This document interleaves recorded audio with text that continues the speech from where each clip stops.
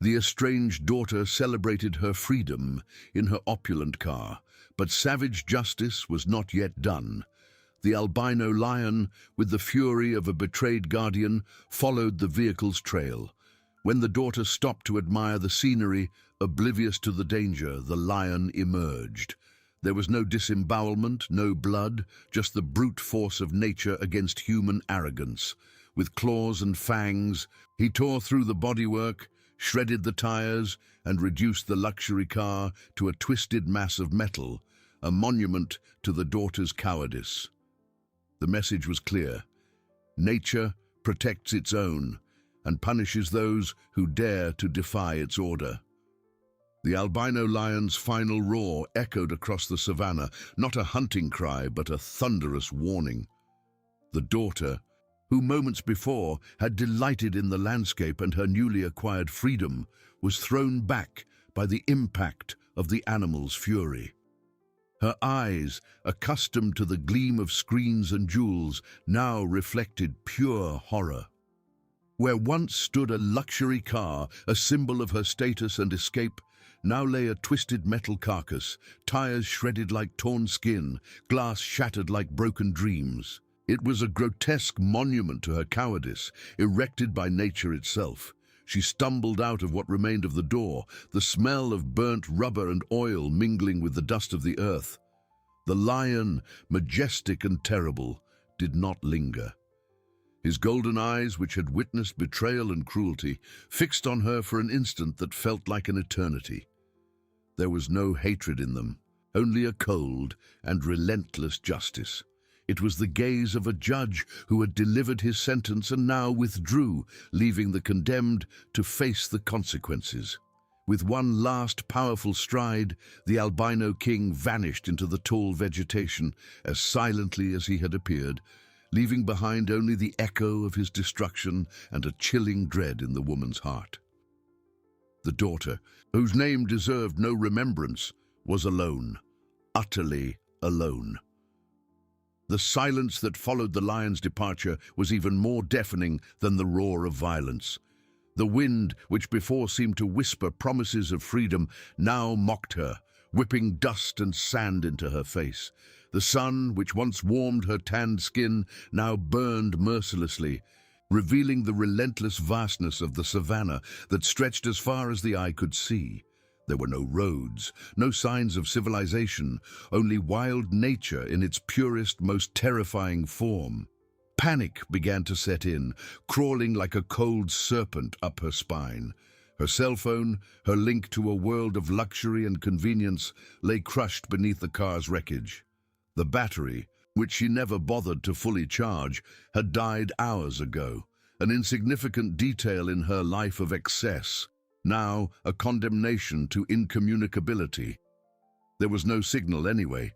She was in the middle of nowhere, a nowhere that now seemed to have teeth and claws. The freedom she so craved, freedom from her responsibilities, from her ailing elderly mother, from her own conscience, had transformed into a prison of sand and fear.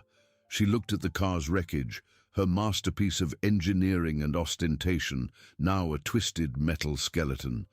It was as if the earth itself had vomited up her luxury, rejecting it as something impure. The hours dragged on, each minute a century of anguish. The sun began its slow descent, painting the sky with shades of orange and purple, a cruel beauty that only accentuated her desolation. With night would come the sounds, the smells, and the dangers of the savannah in its fullness. She had never spent a night outside a soft bed, much less under a starry sky that seemed too vast, too indifferent. Thirst began to tighten its grip, an unknown sensation for someone who had mineral water at her disposal at any moment. Her expensive shoes, made for red carpets and polished floors, were useless in the sand and stones. Every step was torture, and she had no idea where to go. The road she had come by was just a dust trail that vanished into the horizon. A shadow passed through her mind, quick and unsettling. The image of her mother. But it wasn't remorse. It was a pang of anger, a silent accusation that somehow her mother's old age and illness had led her to this situation. She still couldn't see her own guilt, only the injustice of her punishment. The lion, the car, the solitude. It all seemed like a conspiracy against her, the innocent victim. But the savannah cared nothing for her lamentations. It had its own laws, its own sentences, and the daughter's judgment was only just beginning. The night air began to cool, and with it came the first distant sounds. The howl of a hyena, the rustling of bushes, the mysterious call of a nocturnal creature. Each sound was a sharp knife in the silence, reminding her that she was not alone, but surrounded by predators, and one of them, a dark-furred predator with hungry eyes, might well be watching her from some shadow, waiting for the right moment to approach. The black panther, which the albino lion had driven away, had not completely disappeared, only retreated, and the night was its ally. The daughter, without her car, without her wealth, was now just another prey in nature's vast and merciless web. Her journey of freedom had become a race for survival, and the savannah was ready to exact its price. The mantle of night descended upon the savannah like a sentence, exchanging the scorching heat of the day for a biting cold that penetrated to her bones. The daughter, whose name nature had already erased from its memory, trembled, not just from the cold, but from a terror that rooted ever deeper in her chest. Her designer clothes, made for air-conditioned halls and gala nights, offered little protection against the icy wind that howled, bringing with it the smell of damp earth and, more disturbingly, the wild scent of predators. Every sound, once muffled by the sunlight and the hum of her own self-centered existence, was now amplified in the oppressive silence of the darkness. The distant howl of a hyena, a ghostly lament, tore through the night, making her jump. The rustling of bushes, the dragging of dry leaves, the incessant buzzing of nocturnal insects, everything transformed into imminent threats, invisible phantoms surrounding her. Her eyes, accustomed to the artificial lighting of cities and mansions, strained to discern shapes in the dancing shadows, but the darkness was an impenetrable wall, full of mysteries and dangers. Thirst, once an inconvenience, transformed into an agony. Her throat was dry and raw, her tongue heavy. Hunger gnawed at her stomach, a sensation she had never truly experienced, accustomed as she was to banquets and an infinite variety of delicacies. Every step she tried to take in her high heels, now torn and dirty, was torture, and the day's warm sand, now cold and damp, seeped into every crevice, irritating her skin. She was lost, disoriented, not knowing where to go or what to do. The road she had come by, a dust trail fading into the horizon, was now just a distant memory, a tenuous line connecting her to a world that seemed to have existed in another life. Panic fully set in, no longer crawling, but clutching her heart with invisible claws. She tried to scream, but her voice came out hoarse and weak, a pathetic sound that immediately vanished into the vast silence of the night. No one would come. No one would look for her. Her mother, whom she had abandoned, was the only one who might miss her. But that thought brought only a pang of anger, not remorse. In her distorted mind, her mother's old age and illness were the root of all her problems, the cause of her imprisonment, and now of her punishment. She still couldn't see her own monstrosity, only the injustice of her situation. The albino lion, monarch of the savannah, had fulfilled its part of the sentence, but nature, in its relentless justice, had more to offer. The black panther, which the lion had driven away, had not given up its prey. It was the shadow that moved without sound, the darkness that merged with the night itself. Its emerald eyes, once fixed on the elderly mother, now gleamed with renewed hunger, focused on the trembling, helpless figure of the daughter. The daughter felt it. She didn't see it, but she felt it, an icy sensation on the back of her neck, as if an invisible gaze was piercing her. The air around her seemed to grow denser, heavier, charged with a primal hunting energy. She spun around, eyes wide, trying to penetrate the darkness, but there was nothing. Only shadows, bushes, and the indifferent vastness of the savannah, but instinct, an instinct she had suppressed for years of luxury and convenience, screamed in her subconscious, danger. A closer, more distinct rustling made her heart leap into her throat. It wasn't the wind. It wasn't a small animal. It was something large, something moving with purpose, with the lethal smoothness of a predator. The smell of earth and vegetation mingled with a stronger, more musky aroma, a scent of raw meat and wildness that made her stumble back a step, tripping over her own feet. She fell to her knees in the cold sand, her hands scraping the earth in desperation.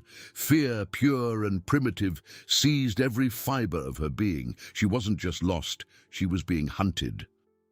The freedom she sought had transformed into a deadly trap. The savannah, which she had considered merely an exotic backdrop for her escape, was now a stage where she was the main prey, and the night, its ally, was the perfect veil for the predator approaching step by step, merging with the shadows, ready to exact the final price for her cowardice and selfishness. The daughter's judgment was far from over. In truth, it was only just beginning. She dragged herself backward, her nails breaking on the earth, her knees aching. Every muscle in her body screamed in protest, but terror was a relentless whip. She tried to stand, but her legs, once firm and trained in luxury gyms, now trembled uncontrollably. The rustling repeated, this time closer. Coming from her right, she turned her head sharply, her eyes trying to adjust to the gloom. But the darkness was an impenetrable curtain. A sound, a low growl, almost a purr, but with a note of menace that chilled her blood. It was the sound of death approaching. She knew, without seeing, without fully understanding. She knew she was about to face the predator the albino lion had temporarily driven away. The Black Panther. The image of the beast, with its emerald eyes and fur that absorbed the light, projected itself into her mind, more vivid than any reality. She struggled to scream again, but her voice was trapped in her throat, a knot of dread and despair. The air grew colder, or perhaps it was just the shock coursing through her body. She could feel the presence, the brute force, and murderous intent, even without seeing it. It was as if the night itself had taken form, a slender, lethal shape, moving with silent but relentless grace. The musky scent intensified, mingling with the odor of fresh blood, though she didn't know where it came from. Perhaps it was just her imagination, or the smell of death itself approaching. She closed her eyes for a second, wishing it was all a nightmare, that she would wake up in her soft bed, in her air-conditioned room. But the reality of the cold sand beneath her hands and the distant howl of a hyena brought her back to her terrible truth. When she opened her eyes again, a shadow denser than the others stood out against the backdrop of the night. It wasn't a bush, it wasn't a rock. It was a form. A slender and powerful shape, with eyes that gleamed like green jewels in the darkness. The Black Panther was there, motionless, observing her as if savoring the moment, the fear in her eyes. The daughter, paralyzed by terror, couldn't move a muscle. It was the end. She knew, and for the first time, a cold, belated pang of remorse struck her heart, not for herself, but for her mother, whom she had left behind, perhaps to the same fate. But it was too late. Judgment had arrived, and the savannah was ready to deliver its final sentence. Time stopped. The daughter, whose name no longer mattered, was trapped in the panther's emerald gaze, an abyss of hunger and savagery that promised the end. The icy night air seemed to freeze in her lungs, and her heart, a frantic drum, threatened to burst from her chest. Every fiber of her being, once dedicated to luxury and comfort, now screamed in a primal melody of terror. She couldn't move a muscle, couldn't tear her gaze from that slender, powerful form that stood out from the darkness. An even deeper stain in the already lightless night. The panther took a step, then another. Each movement was a silent symphony of tense muscles and lethal grace, a predator aware of its superiority, savoring the fear of its prey.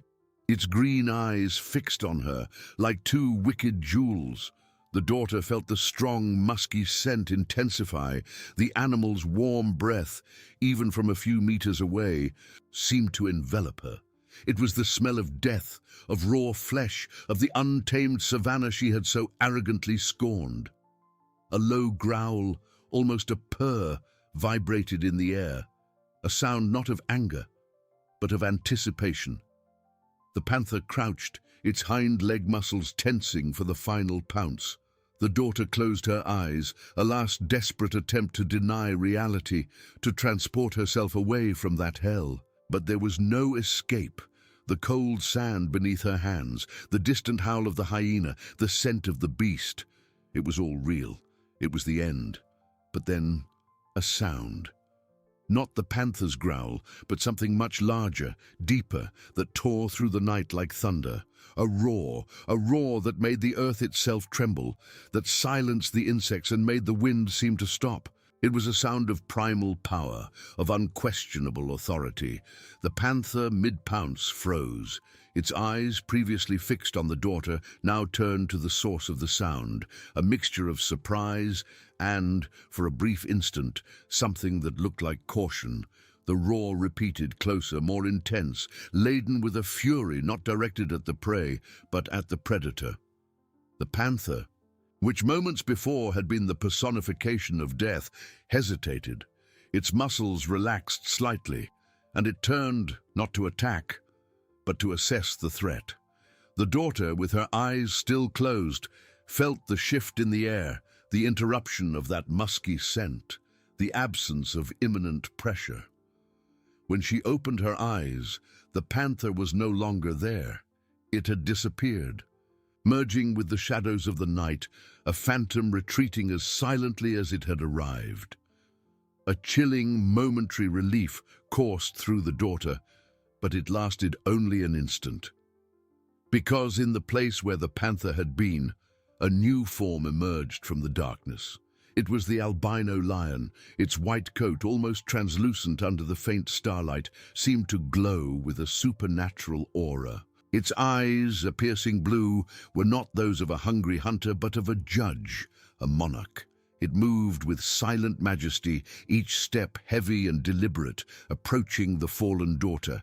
There was no haste, only an inevitability. The daughter's terror renewed, deeper and more overwhelming than her fear of the panther. The panther was wild death, a swift end.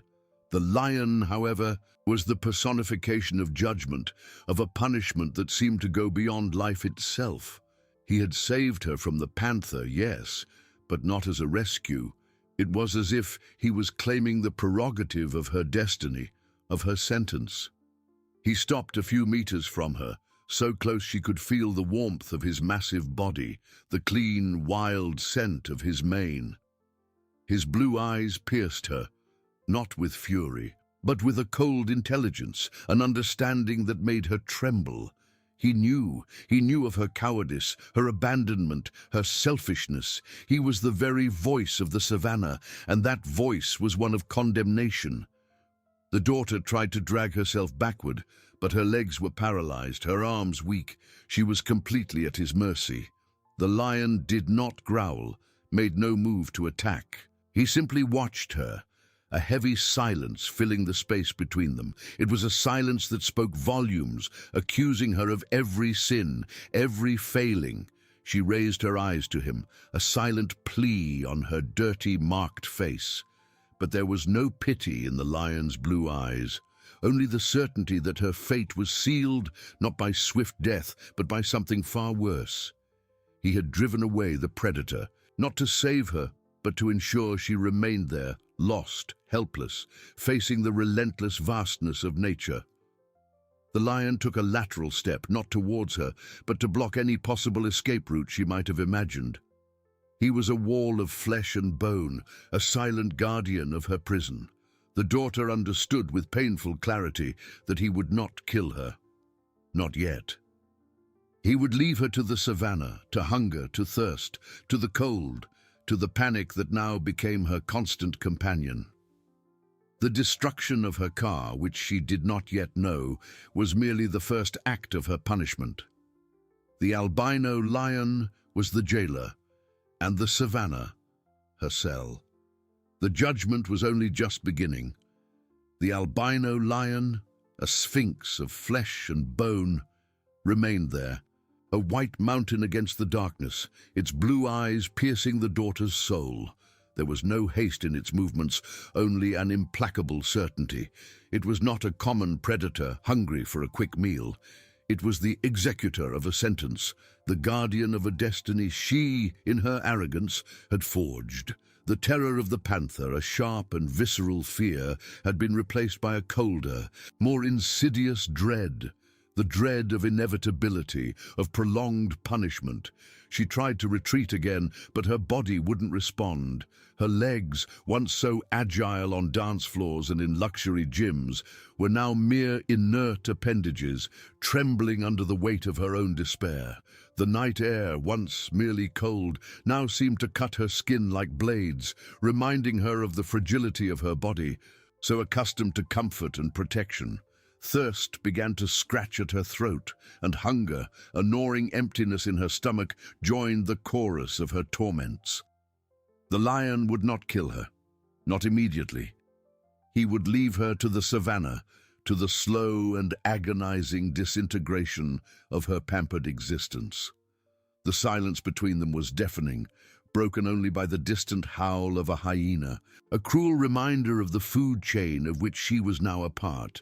The daughter raised her eyes, searching in the lion's blue orbs for a trace of pity, a flicker of understanding. But there was nothing but a cold intelligence, an unwavering determination. He was the very personification of wild justice, a relentless mirror of her own choices. He knew of her mother, of her abandonment, of the cowardice that had led her there, and the savannah under his gaze was his court. Suddenly, the lion moved, not towards her, but with a lateral step, then another, moving away slowly, but with purpose. Each movement was heavy, deliberate, and the earth seemed to vibrate beneath its paws. The daughter watched, a new wave of panic washing over her. Where was he going?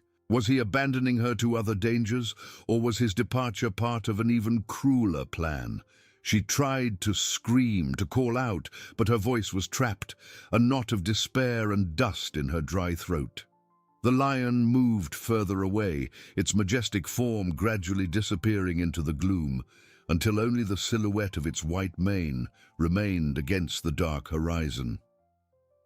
A momentary, almost imperceptible relief washed over her. Perhaps he was leaving, perhaps she had a chance, but this fragile hope was crushed by a sound, a distant yet unmistakable sound, a crash, a sound of metal twisting, of glass shattering, of something heavy being brutally crushed. The sound resonated through the night, echoing across the vast plains. The daughter froze, her eyes wide in the direction from which the lion had departed. Another crash, louder, followed by a prolonged screech, as if a metal structure was being torn to pieces. It was the car. Her car. The luxury vehicle, her last link to civilization, to the life she had left behind. The albino lion was destroying it. She could imagine the scene, powerful paws tearing at the bodywork, sharp claws shredding the tires, the primal force of nature dismantling human technology with terrifying ease. Each sound was a blow to her heart, a nail in the coffin of her escape. What remained of her hope, of her illusion of rescue, crumbled with every crack and screech. The car, which was meant to be her salvation, her route back to safety, was being turned into scrap metal, a useless pile of twisted metal. There would be no help. No one would find her. She was truly alone, isolated, surrendered to the mercilessness of the savannah. The lion, after what seemed an eternity of destruction, reappeared. Its white coat, untouched, gleamed under the faint starlight. It bore no traces of fury or effort, only the same majestic calm, the same unquestionable authority. It did not return close to her, but stopped at a distance, observing her, as if ensuring she had understood the message. The smell of gasoline and burnt rubber mingled with the scent of earth and wildlife. It was the smell of annihilation, of total loss. The daughter collapsed completely, tears streaming down her dirty face, mixing with the dust and sand. There was nowhere left to go, nowhere left to run. Her fate was sealed. The albino lion had ensured there would be no return. The judgment now was an undeniable reality, and the savannah, her relentless cell, was ready to exact the final price for her cowardice and selfishness. Night deepened, and with it the certainty that her new life of helplessness had only just begun. Night, once a cloak of darkness and mystery, transformed into a veil of despair. Every crack of twisted metal, every sound of shattering glass coming from the direction of the car was a direct blow to what remained of the daughter's soul. She didn't just hear the destruction of her vehicle, she felt the annihilation of her last hope, her last bridge to the world she had abandoned. Tears, once a luxury of her protected life, now streamed freely, mixing with the dirt and sand on her face, a salty river of remorse and panic. The albino lion, a sphinx of flesh and bone, remained at a distance, its blue eyes piercing the darkness, fixed on her. There was no fury in its gaze, nor the haste of a hungry predator. There was only the relentless calm of a judge, the silent authority of an executioner. It didn't need to roar for its message to be clear. There would be no escape. There would be no rescue. The savannah, with its promises of slow and agonizing death, was now her only companion. The smell of gasoline and burnt rubber, a trace of the violence that had just occurred, hung in the air, mingling with the wild aroma of earth and life. It was the smell of total loss, of the disintegration of everything she knew. Her body, once so cared for and pampered, now trembled uncontrollably, not just from the cold that intensified with the approaching dawn, but from a terror that went beyond comprehension. Hunger began to gnaw at her stomach with an unknown ferocity, and thirst scratched at her throat, transforming into a constant pain. She tried to move, to drag herself away from that place of judgment, but her muscles were paralyzed, her limbs heavy and inert. The strength she once used to lift weights in luxury gyms had vanished, replaced by an overwhelming weakness. She was just a fragile body, exposed to the merciless vastness of nature. The daughter's mind, accustomed to planning parties and trips, was now a whirlwind of fragmented images. Her mother's wrinkled face, her pleading voice, the image of the panther lurking. Everything mingled in a waking nightmare. She tried to close her eyes, begging for a moment of darkness, of oblivion, but the images persisted, more vivid than ever. Guilt, a silent monster, began to devour her from within, more voracious than any predator. The lion, as if reading her thoughts, took a step. Not towards her, but to the side, and then another, beginning to move away slowly. Each movement was deliberate, heavy, and the earth seemed to vibrate beneath its paws. He wasn't leaving forever, she knew. He was merely retreating into the shadows, to observe, to allow the savannah to do its work.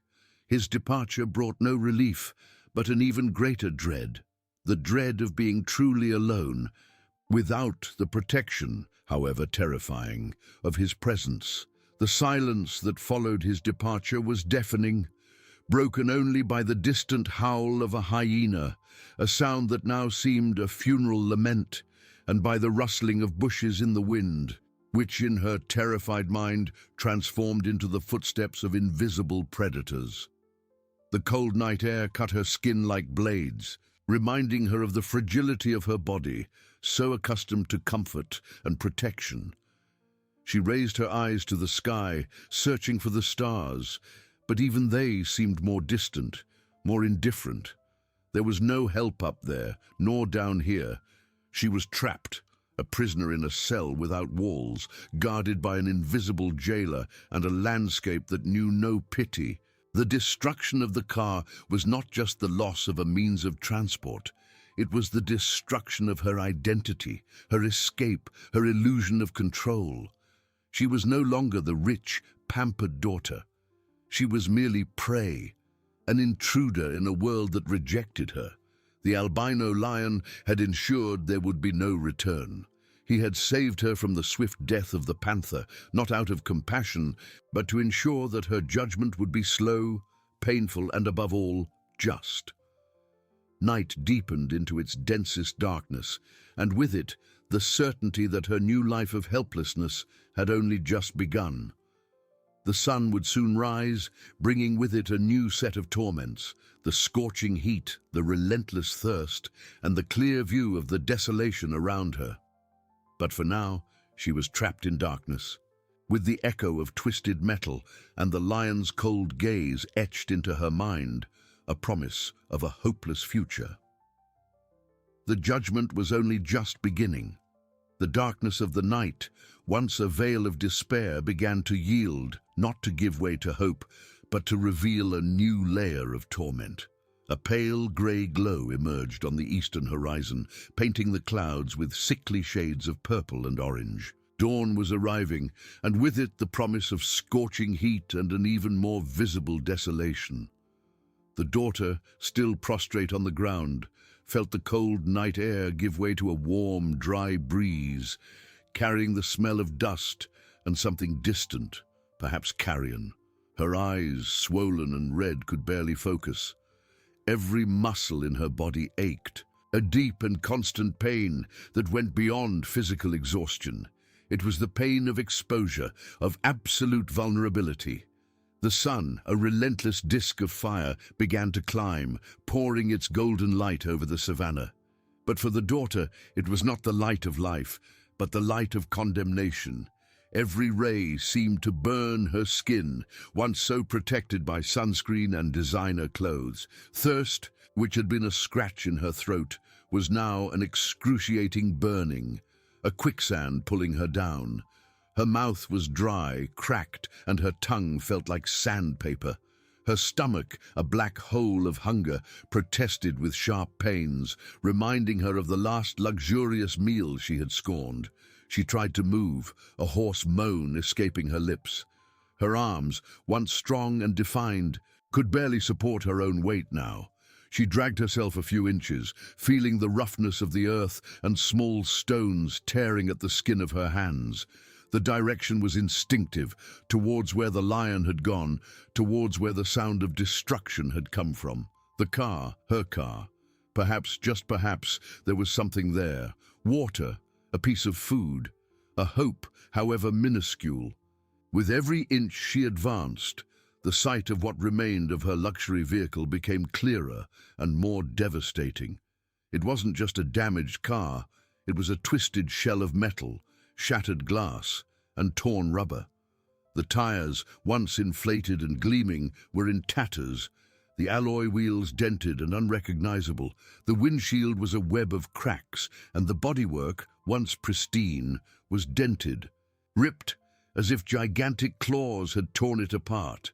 The smell of gasoline and oil, still strong, mingled with the scent of burnt metal, a monument to the lion's primal fury. There was nothing there, nothing that could be used. The interior was exposed, the leather seats torn, the dashboard crushed. Any water bottle, any snack, any object that could have offered a minimum of comfort or hope had been pulverized or was unreachable beneath the wreckage. The daughter collapsed again, a few meters from what remained of her escape, tears streaming down her dirty, now sunburnt face. There were no more illusions. There was nowhere left to run. The lion had not only destroyed her car, he had destroyed her future, her identity, her very conception of herself. Her mind, once so focused on herself, was now a battlefield of regrets. The image of her mother, fragile and abandoned, returned with painful clarity, the pleading voice, the eyes full of pain. She had ignored everything in her selfish pursuit of a life without responsibilities. And now the savannah, with its cruel and indifferent beauty, was the mirror of her soul. She was as empty, as desolate as that landscape. Suddenly, a movement, not from the lion but from something smaller, crawling in the dust near the car's wreckage. A scorpion, its tail raised and ready to strike, moved slowly, indifferent to her presence. Panic, which seemed to have peaked the night before, found a new level. Small dangers, invisible in the darkness, now revealed themselves under the merciless sunlight. The savannah was not just a place of large predators. It was an entire ecosystem, teeming with silent and deadly threats. She tried to move away from the scorpion, but her movements were slow and uncoordinated. The fear of being stung, of a slow and painful death by venom, added to her growing list of torments. She was completely helpless, an intruder in a world that did not want her, that saw her merely as another element to be reabsorbed by the earth. The sun climbed higher, and the heat became unbearable. Her skin, pale and sensitive, was already turning red and sore. Her head throbbed, and her vision blurred. Dehydration and exhaustion were taking their toll. She closed her eyes, wishing for the darkness of night again. But the sun penetrated her eyelids, painting the inside of her mind with a vibrant red. When she opened her eyes again, he was there. Not as close as the night before, but visible, majestic, atop a small rise a few hundred meters away. The albino lion.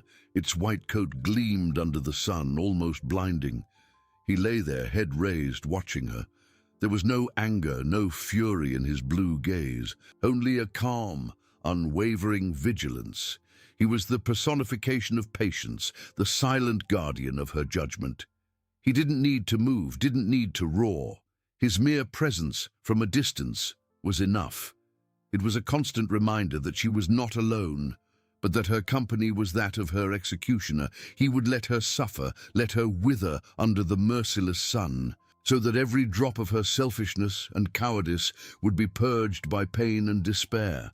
The savannah, her tribunal, was ready for the day's session, and the lion, her judge, watched, ensuring that wild justice was carried out until her last agonizing breath. Hell, she realized, was not fire and brimstone. It was the scorching sun, the unbearable thirst, the gnawing hunger, and the cold, blue gaze of an albino lion, witnessing every second of her punishment. The incandescent disk of the sun climbed even higher, transforming the air into a crackling furnace. Every ray was a spear of fire, piercing the daughter's pale, unprotected skin. The promise of a new day, which in other times meant breakfasts on sea-view balconies or flights to exotic destinations, was now merely the guarantee of more torment.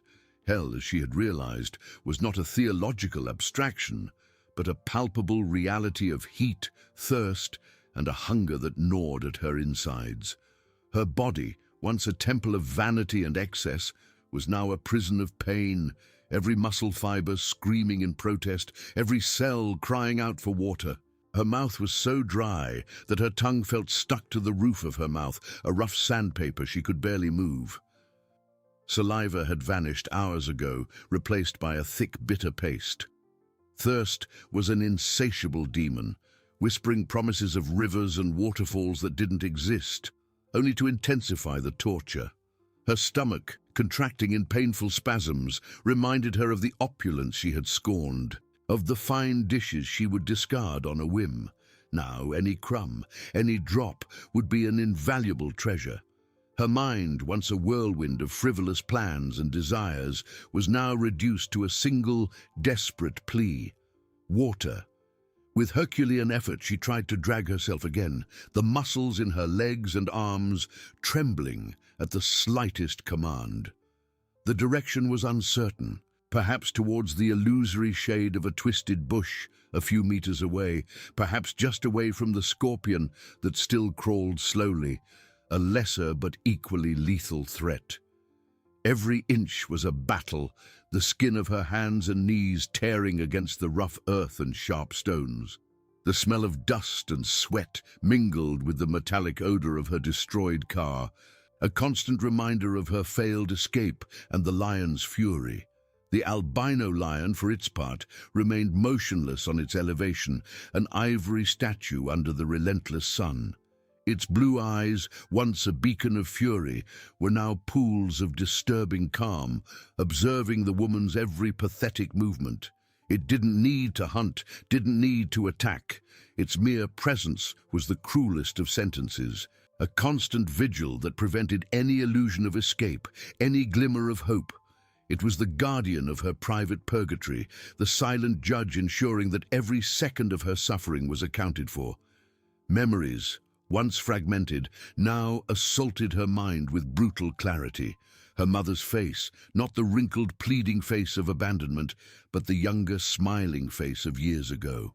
The mother who cradled her, who fed her, who sacrificed her own dreams to ensure hers. Guilt, once a silent monster, now roared within her, louder than any lion, more painful than any sunburn. She had traded that unconditional love for a life of superficiality, and now the savannah, with its raw, naked truth, forced her to confront the emptiness of her own soul. Small insects, drawn by sweat and weakness, began to land on her skin, buzzing in her ears, crawling over her cracked lips. Flies, ants, and the invisible threat of ticks and other parasites. Nature, in its entirety, seemed to conspire against her, every creature, no matter how small, adding a layer of torment. She tried to swat them away with weak hand movements, but her exhaustion was so profound that her arms barely responded. She was a walking feast, a source of life for the savannah's smallest inhabitants, while her own life ebbed away. The skin of her face and arms, once protected by layers of creams and fine clothes, was now red and swollen, blisters beginning to form. Dehydration advanced, and a headache pulsed in her temples like incessant hammering. Her vision blurred and darkened in waves, and the world around her seemed distorted, unreal. She was on the verge of collapse, her body yielding under the weight of the punishment. Every breath was an effort, every heartbeat a reminder of the fragility of her existence. She closed her eyes again, not to seek darkness, but to surrender. There was no more fight, no more hope. The savannah had won, the albino lion had won, her mother in some way had won. The rich, pampered, selfish daughter was unraveling, dissolving into the dust under the cold blue gaze of her judge. The judgment was not just a punishment, it was a brutal purification, a stripping away of everything she was, until only the naked essence of her regret remained. And even that essence, she knew, would be consumed by the sun, by thirst and by hunger, until nothing was left but a forgotten memory in the merciless vastness of the savannah. Death, she realized, would not be an end, but the last and most painful lesson. Death, she had realized, would not be an end, but the last and most painful lesson. Yet, the savannah was not a master that allowed easy surrender. The sun, relentless, continued to climb, transforming the air into a shimmering veil of heat. Every beat of the daughter's heart echoed in her ears like a distant drum, a countdown to a fate that seemed increasingly inevitable, yet refused to arrive. Her body, despite her mind having given up, still fought, a primitive reflex of survival that she, in her life of luxury, had never imagined possessing. Her skin, once soft and protected, was now a crust of burns, blisters popping and releasing a sticky fluid that attracted more flies. The smell of her own burnt flesh mingled with the metallic odor of the destroyed car, a constant reminder of her failure. Her mouth was so dry that her tongue felt like a stone, unable to produce saliva, and her throat an arid desert, scratched with every attempt to swallow. Thirst, once a demon, was now a physical torment, a searing pain that consumed every fiber of her being. Her eyes, swollen and red, could barely focus. The world around danced in heat waves and shapes distorted, transforming bushes into monsters and stones into accusing faces. Dehydration advanced, and with it, the first hallucinations. The image of her mother, no longer the fragile and abandoned figure, but a younger, vibrant version, emerged in the heat's mirage. Her mother smiling, offering a glass of fresh water, a gesture of love she had rejected so many times. Guilt, already an unbearable weight, became a physical agony, each memory a whip to her soul. She saw her mother preparing her favorite meals, her mother sewing a dress for her prom, her mother reading bedtime stories. And in each of these visions, she, the daughter, responded with disdain, with impatience, with the arrogance of one who believed herself entitled to everything. The contrast between the unconditional love she had received and the cruelty she had offered was a poison more potent than any scorpion, corroding her from within. The albino lion, on its elevation, remained like a marble statue under the sun, its blue eyes piercing the distance, observing. It was not just a predator, it was a mirror, reflecting back to her the ugliness of her own soul. Its stillness was more terrifying than any roar, its patience crueler than any attack. It let her stew in its own regret, in its own pain, ensuring that every second of her suffering was a lesson etched in fire. A persistent buzzing began in her ears, not from insects, but an internal sound, the echo of imminent collapse. Her vision darkened again, and she felt the ground spin. Her body, in a last spasm of self-preservation, tried to move, to drag itself towards the illusory shade of a twisted bush. But her muscles wouldn't respond, only trembled uncontrollably. She was trapped, an insect flipped on its back, struggling under the indifferent gaze of the sun. The ants, once small and insignificant, now seemed like legions, crawling over her legs, climbing her arms, towards her cracked lips. She had no strength to swat them away. Her burnt, sweaty skin was a feast, and she, the queen who scorned nature, was now being consumed by it, cell by cell. The humiliation was profound, the impotence total. In a moment of clarity, distorted by fever, she saw the lion move, not an aggressive movement, but a raising of its head, an adjustment of its majestic posture. Its eyes, once calm, now seemed to carry a renewed intensity, as if it knew the climax of her judgment was approaching. It was not just an observer, it was the maestro of her agony, the guardian of her purgatory. Thirst became a pain so acute that she wished her body would simply stop functioning. Hunger, a black hole in her stomach, gnawed at her insides. But her mind, even in its feverish state, continued to torture her with memories of wasted banquets, of mineral water bottles she would discard for not being at the ideal temperature. Every scorned luxury was now a ghost haunting her, mocking her misery. She tried to scream, but no sound came out. Her voice, once used to give orders and express disdain, was now lost, stolen by the savannah. She was a silent echo of her own destruction.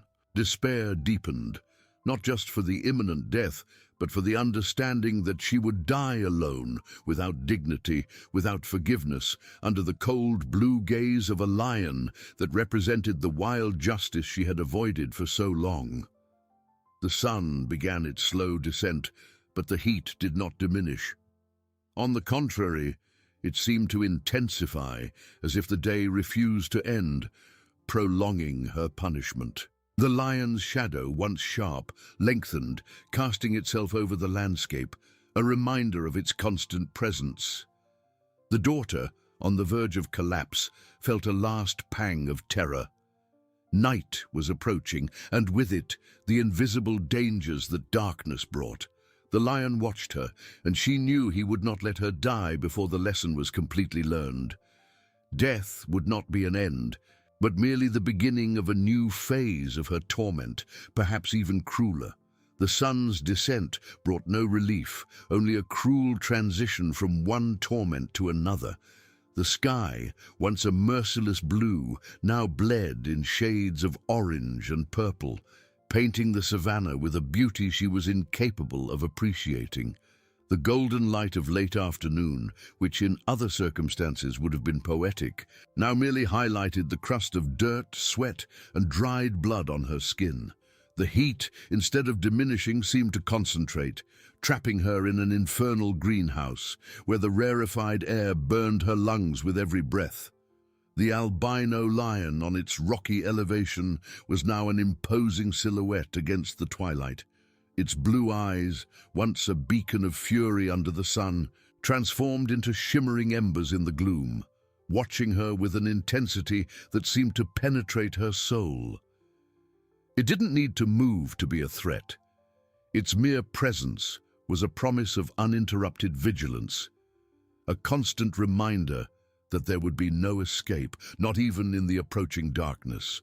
Hallucinations, once sporadic, were now an uninterrupted torrent, mingling with reality indistinguishably. The image of her mother, younger, stronger, hovered over her, not as a gentle vision, but as an accusing spectre. Her mother offered no water.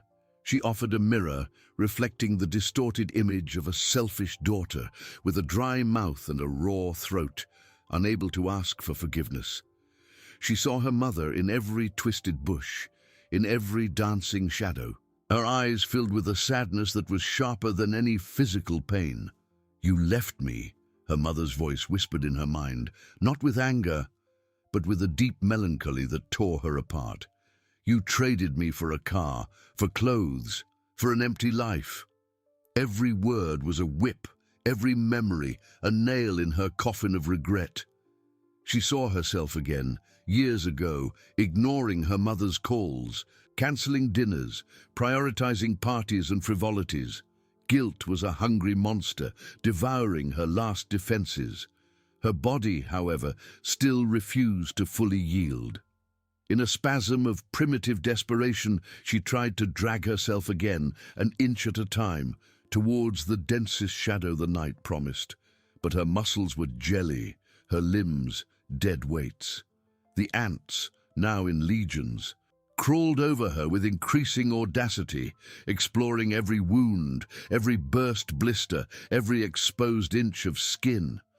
Small beetles, attracted by the smell of sweat and blood, buzzed near her ears, landing on her cracked lips and swollen eyelids. She was a decomposing ecosystem, a feast for the savannah's smallest inhabitants, while her own life ebbed away. Thirst was an agony that transcended pain. Her tongue, swollen and rough, felt like sandpaper against the roof of her mouth. Her throat was constricted, and with every attempt to swallow, a searing pain shot through her. She dreamed of water, not champagne or exotic cocktails, but the simplest, purest water, which she had scorned so many times. The irony was an additional poison, a mental torture added to the physical. The buzzing in her ears intensified, transforming into a chorus of indistinct voices, all murmuring her name, all condemning her. Her vision darkened and cleared in cycles, and the ground beneath her seemed to tilt, threatening to swallow her. She was on the edge of the abyss, but the abyss would not accept her easily. Suddenly, a sound. Not the lion's roar, but a distant rustling. A snap of branches. The albino lion, on its elevation, moved. Not an attack, but a raising of its head, a subtle turn towards the sound. Its blue eyes, now almost luminous in the growing darkness, fixed on something beyond the woman, something she couldn't see, but whose presence she felt. The air grew denser, charged with a new tension, a new danger. Night in the savannah was not just darkness. It was a veil that hid predators, a screen for invisible terrors. The lion, her judge and executioner, now seemed aware of other presences, other eyes in the darkness. The daughter, in her delirium, understood that she was not just dying of thirst and guilt. She was dying on a stage where other players could enter at any moment. The lion would not let her die in peace, but neither would he let her be taken by another. He was the guardian of her punishment, and she was his property, his experiment in wild justice. A chill ran through her body, not from cold, but from a primal terror. Death would not be an end, but the last and most painful lesson, prolonged by the savannah's cruelty and the albino lion's relentless patience. She was the prey, the sacrifice, and the night, with its secrets and dangers, was only just beginning. Night, promised as a veil of relief, descended like a leaden shroud, stifling the last vestige of hope. The sky, now a black velvet sprinkled with indifferent stars, seemed to mock her insignificance. The heat, instead of yielding, transformed into a suffocating oppression, the air still and heavy, laden with the smell of dry earth, sweat, and the metallic odor of her own despair. The albino lion, a ghostly silhouette against the firmament, was no longer just a threat. It was the personification of her purgatory, its blue eyes, now icy beacons in the darkness, fixed on her with an intensity that seemed to suck the oxygen from her lungs. The distant rustling, once a mere whisper in the non-existent breeze, began to take shape, transforming into a cautious dragging, a brushing of dry leaves, an occasional snap of branches under a stealthy weight. The sound was not of the wind, nor of an unsuspecting herbivore. It was the sound of the hunt, of predation, an ancestral rhythm that reverberated in the bones of the savannah. The daughter, in her feverish delirium, could not discern the origin, but her body, though on the verge of collapse, reacted with a primal shiver, a chill that froze her already thinned blood. Then, a shadow denser than night itself began to materialize among the twisted bushes. It was not a mirage, it was a fluid, almost invisible shape, moving with lethal grace. The daughter's mind, in a flash of terrifying clarity, recognized the form, the unmistakable outline. It was the panther. The same creature she had imagined devouring her mother now emerged from the depths of darkness, its eyes, two gleaming emeralds, fixed on her. The irony was a poison more potent than any scorpion's sting. She, the architect of a cruel fate for her mother, was now the prey, the sacrifice. Before the very same predator, terror paralyzed her, a fear so profound it transcended physical pain. Her throat was too dry to scream, her body too weak to move. She was a defenseless lamb, offered on the altar of wild justice. The image of her mother once again arose in her mind, but this time not as a silent accusation, but as a scream of horror. Her mother, fragile and helpless, would have faced this same end. Guilt crushed her, mingling with the dread of imminent death, but the albino lion did not move. It watched, its blue eyes, previously fixed on the daughter, now turned towards the panther, a silent promise of an inevitable confrontation. The panther, in turn, hesitated. Its instincts warned it of the lion's presence, a top predator, a king in its domain. It felt the authority, the contained strength, the implicit threat in the albino lion's stillness. The air grew tense, charged with the electricity of two titans about to clash. Then the lion moved again, not towards her, but with a slow, majestic turn, its blue eyes shifting from her for the first time in hours. Its gaze, once fixed on the daughter, now projected beyond her, to the vast darkness where her car, the symbol of her escape and her cowardice, lay abandoned. A low, guttural growl, almost a purr of satisfaction, vibrated in its chest, a sound not of anger, but of cold, calculated intent. The daughter, in her delirium, felt the change in the air, the new direction of the predator's attention. The car, her car, the one that had taken her away from her mother, away from her responsibilities, away from any humanity. With slow, deliberate steps, the albino lion began to move away from her. Each movement was heavy, every muscle rippling under its pale hide, a display of power that the entire savannah seemed to recognize. It was not fleeing, nor was it abandoning her. It was moving to complete the next phase of her judgment, to dismantle the last vestiges of her former life, of her untouched privilege. The daughter tried to turn her head, tried to see where he was going, but her neck was stiff, her muscles paralyzed. She could only listen. The sound of its footsteps grew more distant, then was replaced by a heavy silence, broken only by the buzzing of insects and the accelerated rhythm of her own dying heart. For a brief instant, a sliver of hope, as fragile as a spiderweb, tried to form in her chest. Had he left her? Was she free? But hope was quickly crushed by terror. The lion would not free her. He was merely prolonging the torment, adding a new layer of cruelty to her lesson.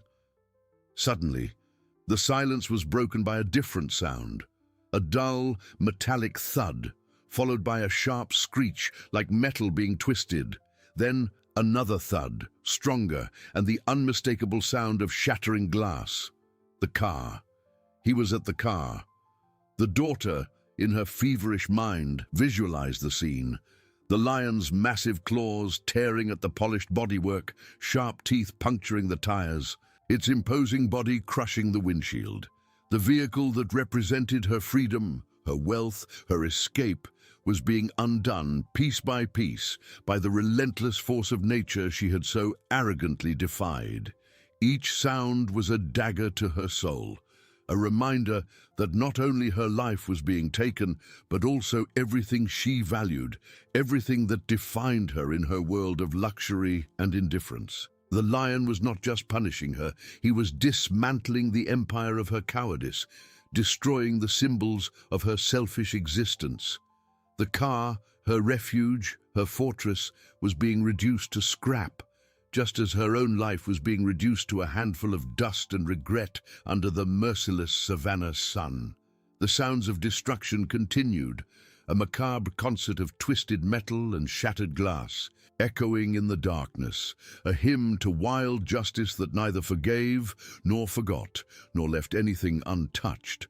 The macabre concert of twisted metal and shattered glass was not just a sound, it was the symphony of her own annihilation, a requiem for the life she had so arrogantly built and now watched crumble.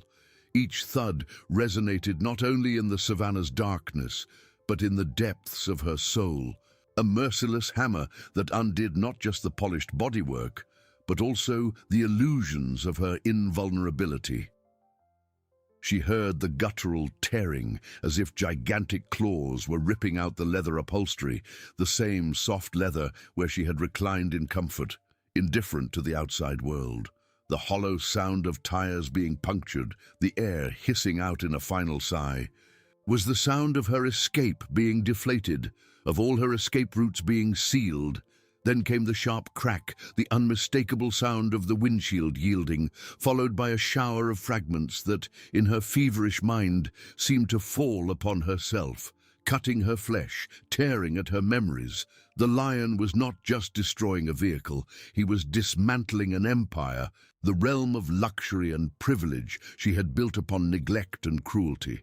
She imagined the engine, the mechanical heart of her car being ripped out, its metallic and oily entrails exposed to the night, just as her own emotional entrails were now exposed to the cold justice of the savannah. Every screech of metal, every shard of glass was a brutal reminder that everything she valued, everything that defined her in her artificial world, was being reduced to dust, to scrap, to nothing. The lion's effort was palpable, its low, powerful grunts punctuating the destruction, not with rage, but with a cold, calculated determination. He was not in a frenzy. He was executing a sentence, dismantling the material proof of her cowardice. The final roar, a sound of metal being crushed under immense weight, was the climax. It was the sound of her car, her refuge, her fortress, being transformed into an unrecognizable mass of twisted iron.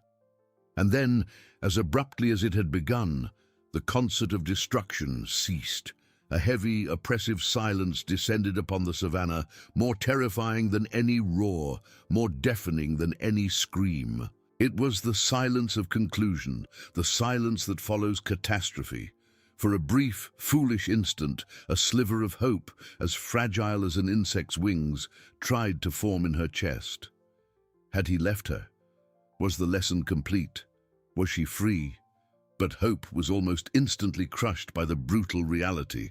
The albino lion would not free her. He was not a common predator. Driven by hunger or territorial instinct, he was the executioner, the judge, and his sentence had not yet been fully carried out.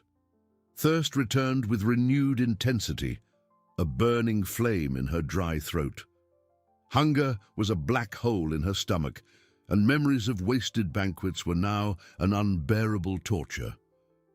The ants, which had been startled by the destruction, began to crawl again, their small, dark bodies forming rivers over her burnt skin. The beetles returned to buzz, landing on her cracked lips, their wings vibrating like a chorus of condemnation. Night deepened, bringing with it the sounds of the savannah, the distant croaking of frogs, the hoot of an owl, the solitary howl of a jackal, but the most prominent sound was the silence of the albino lion, its massive, unshakable presence, a constant reminder that she was not alone, but under the relentless vigilance of her judge. Suddenly, a shadow denser than night itself began to materialize among the twisted bushes, not from where the panther had emerged, but from a different direction, coming from the location where her car had been dismantled. It was the lion. He did not run. He walked, a giant of white marble against the darkness, his muscles rippling under his pale hide. Each step was heavy, calculated, a tremor in the earth that she felt to her bones. His blue eyes, now more intense than ever, fixed on her again. There was no anger, only a cold determination, a relentless patience, and perhaps a dark satisfaction. He stopped a few meters from her, his imposing body blocking the view of the darkness. The smell of earth, sweat, and the metallic odor of her own despair mingled with a new aroma, the smell of ozone, and something wild, untamed, emanating from the lion. The daughter, in her feverish delirium, felt the air grow denser, heavier, charged with the electricity of a final confrontation. Death would not be an end, but merely the climax of a lesson she was being forced to learn, cell by cell, soul by soul, under the cold blue gaze of the lion that represented the wild justice she had avoided for so long. Her mind, now on the verge of collapse, projected the image of her mother once more. Not a silent accusation, but a scream of horror, a lament for a life she had stolen, for a love she had scorned. Guilt crushed her, mingling with the dread of imminent death. She was a defenseless lamb, offered on the altar of wild justice, her body burnt and exhausted, her soul in tatters. The lion did not move. He merely watched, his blue eyes icy beacons in the darkness, waiting for her to understand, for her to feel every ounce of her punishment. The destruction of the car was merely the prelude. The true torment, the true lesson was about to begin, under the relentless gaze of the one who neither forgave nor forgot, nor left anything untouched.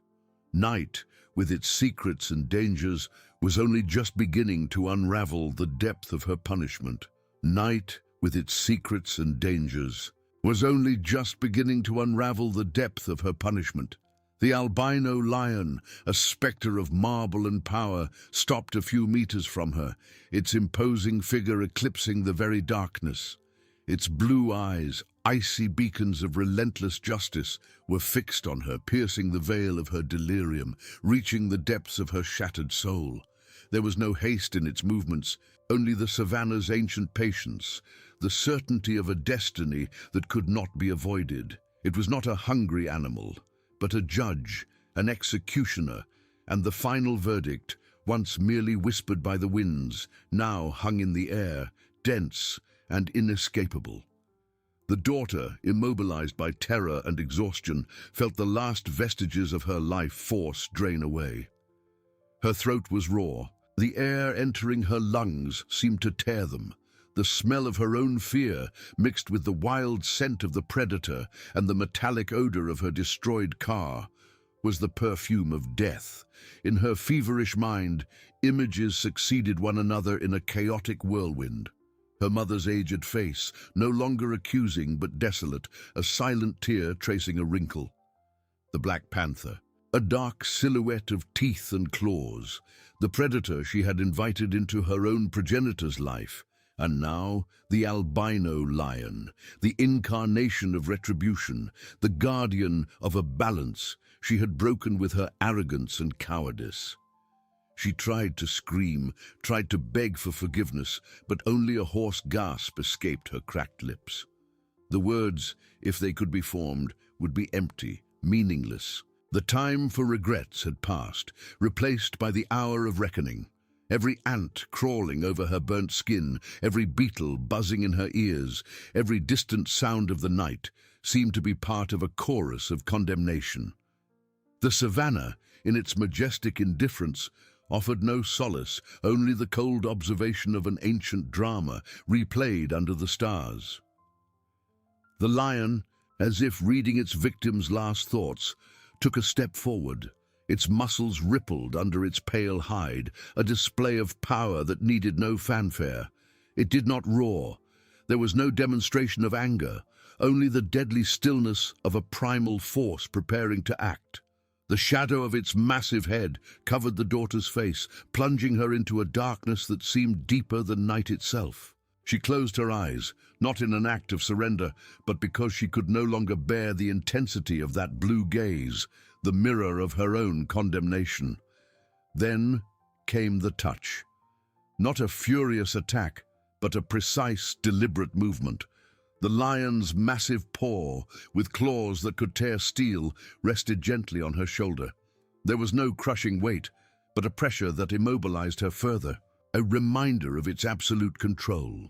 She felt the warmth of the lion's body, the smell of earth and wildlife, and for a fleeting instant, a strange peace, an acceptance of her fate.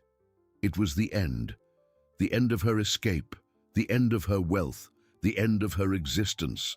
The lion leaned in, its enormous head hovering over hers. She could feel its warm, moist breath on her face, the sound of its deep, constant breathing. Not to devour her immediately, but for one last, terrible act of judgment. It watched her, its blue eyes piercing the veil of her consciousness, as if to ensure she understood, in her final seconds, the magnitude of her crime and the inevitability of her punishment. And then, with terrifying precision, the lion opened its mouth, not to bite, but to emit a sound, a roar, but not a roar of anger or of hunting. It was a deep, guttural roar that vibrated in its chest and resonated across the savannah, a sound that seemed to tear the very fabric of the night. It was not a roar of victory, but of lament, of warning, of a justice being served. It was the sound of nature weeping for her mother, and the sound of nature condemning her. The sound reverberated in her bones, in her soul, undoing the last tethers of her sanity. She felt the world spin, the stars dance in the black sky. The roar was not meant to kill her physically, but to destroy the last vestige of her mind, to ensure that her final moments were filled with the total and overwhelming comprehension of her error, her cruelty, her insignificance before the force of life she had so arrogantly scorned. When the roar ceased, the silence that followed was absolute, heavy, final. The lion slowly moved away, its blue eyes still fixed on her as if to witness the outcome. It needed nothing more. The daughter left there under the vast and indifferent sky, with the sound of the roar still echoing in her fragmented mind, was broken, not just her body but her spirit, her will, her very identity. The savannah, with its brutal beauty and immutable laws, had delivered its judgment. The albino lion, the guardian of wild justice, had fulfilled its mission. The rich daughter, who had abandoned her mother, had lost everything: her car, her refuge, her freedom, her sanity, and finally, her life, which now ebbed away under the gaze of the stars, a silent and terrible lesson for all who dared to defy the unwritten laws of love, compassion, and nature itself. Night, with its secrets and dangers, had finally unveiled the depth of her punishment, and dawn would find only silence and dust, a somber reminder that the debt to life is always, invariably, paid.